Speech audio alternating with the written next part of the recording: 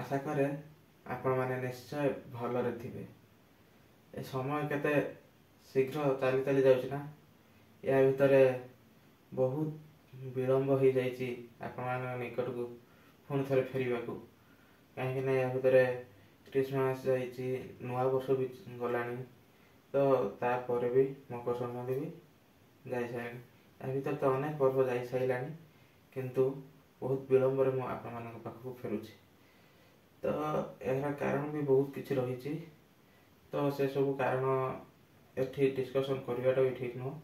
तो से सब जिनस मो ब्लॉग रे आनिछि, तो से ब्लॉग रो लिंक तळे डिस्क्रिप्शन बॉक्स रे रहिछि, तो आपण मान जाइकि सेठी निश्चित देखिलेबे। आउ सेठी मध्य आपण मानक पई गोटे बहुत बड़ सरप्राइज रहिछि, तो सेठी जाइकि आपण निश्चित देखंतु। तो आम ए मूल कथा वस्तु को फेरिबा। तो ता आगरु मु आपण मानकु गोटे छोटिया कहानी बा छोटिया कथाटे कहिबी। छोटिया कथा तो एटा होउछि सेही कहानी, सेही कथा वस्तुर केंद्र बिंदु। तो एठी मु आपण मानकु मने पकई दवा ପାଇଁ चाहूछि। एबे एई किछि दिन अब आपण माने निश्चित सुनिथिबे कि अमेरिकार गोटे जंगल एबे निया लगी जाइछि। तो सेटा बहुत समय धरी मध्य जलुथिला। तो कौन होइछि ना, सेही भली गोटे जंगल ले निया लगी जाइछि। आउ से जो जंगल ले निया लागिछि सेटू माने जो पशु पक्षी माने अछंती, से पशु पक्षी माने तांको जीवन को रक्षा करिया पय से जंगल लु बाहर की दौड़ की सब जाउछन। तो से जंगल लु भी बाहरी आसिछंती। तो से जीवा बाटरे गोटे कुओटे पड़िछि। आ कुओ भितरे जाउ जाउ से माने किछि पशु ता भितरे गଳି पड़िछंती। आउ एठी गଳି पड़िबा परे से माने भाबुछंती बा चिंता करूछंती कि अरे आमे तो नियारू रक्षा पाई जंगल बाहर को पळाय आसिलु, गोटे मृत्यु मुखरु बर्तिया पे आमे जेतेबेले निजको प्रस्तुत करूथुलु, तो आ गोटे जगह आसी आमे फोन थरे मृत्यु मुखरे पड़ी गलु। माने जंगल बाहर बाहर आसी कुओरे पुणी पड़ी गलु। तो यारी भितरे समस्ते चौचाई हेकि तांकर चित्कार करूथांती। आउ तारी भितरे गोटे छोटिया बेंगटे थाए। आ से छोटिया बेंगटी एमानंक ठारू टिके भिन्न थिला। तो काहारी कथा न सुनी सीए सेई कुओ बाहर को जीवा पई डेउथिला। आउ से जो डेउथिला प्रत्येक थर से चेष्टा करूथिला कि पूर्व ठारू केमती मु अधिका डेइबी बा अधिका लंफ देबी बाहर को बाहरिया पई। तो एठी से बेंग को अन्य पशु पक्षी माने देखिकी कहउचंती कि ए बेंग तार अतथा वृथा परिश्रम करूची, कि समस्त तो जानिचंती आमे एई कुओ भितर पड़िकी मरिबा, किंतु काहेकि अजथा बा अजथारे एते परिश्रम करिया कौन दरकार।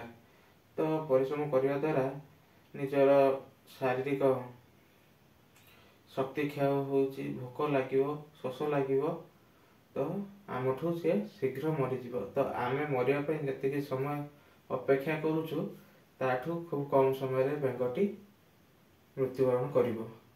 तो यारी भितरे बेंगटी काहा कथा सुनु न थाए, न सुनिकी सेमती डेउ थाए।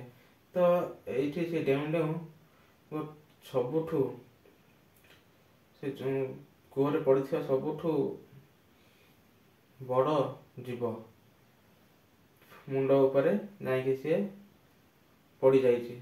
माने सबुठू बड़ जीव हला जिराफ, तारी मुंडरे पड़ जाइछि, बसी जाइछि।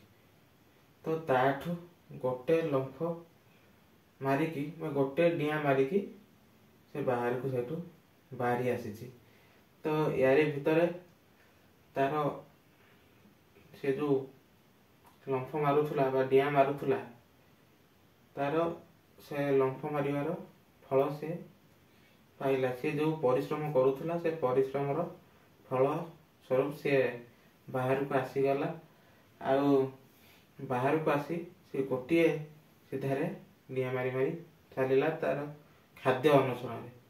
ତାରି ପଛରେ ବାହାରେ ଯେତେକ ପଶୁ ପକ୍ଷୀ ଥିଲେ ତାରି ପଛରେ ଦୌଡ଼ୁଥାନ୍ତି, ଯାଉଥାନ୍ତି, ଆଉ କହି କହି ଯାଉଥାନ୍ତି, ସାବାସ ଦେଇ ଦେଇକା ଯାଉଥାନ୍ତି।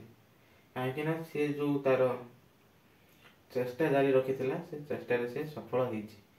ତ ଏମାନଙ୍କ କଥା, ଏ ଯେଉଁ ପଛରେ ଯେଉଁମାନେ ଯାଉଥାନ୍ତି, ଯେଉଁ ପଶୁପକ୍ଷୀମାନେ ସେ ବେଙ୍ଗର ପଛରେ ଯାଉଥାନ୍ତି, ତାକୁ ଅନେକ ଏମିତି ପ୍ରଶ୍ନ ପଚାରୁଥାନ୍ତି କି ତୁ କାହିଁ ସେ ଯେଉଁ ଲୋକ ପଶୁପକ୍ଷୀଙ୍କ କଥା ଶୁଣୁନଥିଲୁ ବା ଯେଉଁ ଡେଇଁକି ବାହାରିଲୁ, ଏହା ପଛର କାରଣ କ'ଣ?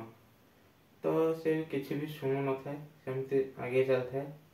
ତ ଏହାରି ଭିତରେ ସେ ପଶୁପକ୍ଷୀମାନେ ଅନୁସନ୍ଧାନ କରିକି ଯେଉଁ ଯାହା ଜାଣିବାକୁ ପାଇଲେ କି ସେ ବେଙ୍ଗଟି ହେଉଛି କାଲ, ମାନେ ଶ୍ରବଣ ଶକ୍ତି ତା ପାଖରେ ନାହିଁ ବା ସେ ଶୁଣିବା ଶକ୍ତିଟାକୁ ହରେଇ ବସିଛି। ଏଇଠି କହିବାର କଥା ଏହା କି ଯେତେବେଳେ ବି ଆପଣ ଯେଉଁ କାମ କରୁଛନ୍ତି ବା ଆପଣଙ୍କର ଲକ୍ଷ୍ୟ ପଥରେ ଆପଣ ଯେମିତି କାମ କରୁଛନ୍ତି ନା, ତ ଏଠି ଆପଣଙ୍କୁ ପଛରୁ ଟାଣିବା ପାଇଁ ଅନେକ ଲୋକ ଆସିବେ ବା ତୁମକୁ ତଳକୁ ଖସାଇବା ପାଇଁ ବା ଆପଣଙ୍କୁ ଦେଖେଇକି ଅନେକ କିଛି ଲୋକ ଅନେକ କଥା କହିବେ।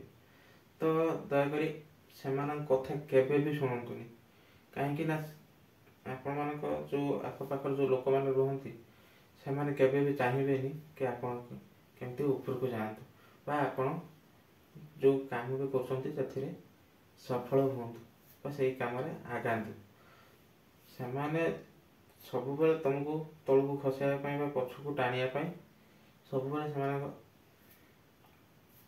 ସବୁବେଳେ ଚିନ୍ତା କରନ୍ତି କି ଇଏ ଯେମିତି ଉପରକୁ ନ ଯାଉ ବା ଆଗକୁ ନ ବଢ଼ୁ। ତ କହିବାର କାରଣଟା ହେଉଛି ଏଇଟା କି ଯେତେବେଳେ ବି ଆପଣ ଆପଣଙ୍କ ଯେଉଁ ଲକ୍ଷ୍ୟ ପଥରେ କାମ କରୁଛନ୍ତି ସେ ଲକ୍ଷ୍ୟ ପ୍ରତି ବା ସେ କାର୍ଯ୍ୟ ପ୍ରତି ସର୍ବଦା ଯତ୍ନବାନ ହୁଅନ୍ତୁ। ଆଉ ଅନ୍ୟମାନଙ୍କ କଥା କେବେ ବି ନ ଶୁଣି ମତିଭ୍ରମ ନ ହେଇକି ବା ସେମାନଙ୍କ ଠାରୁ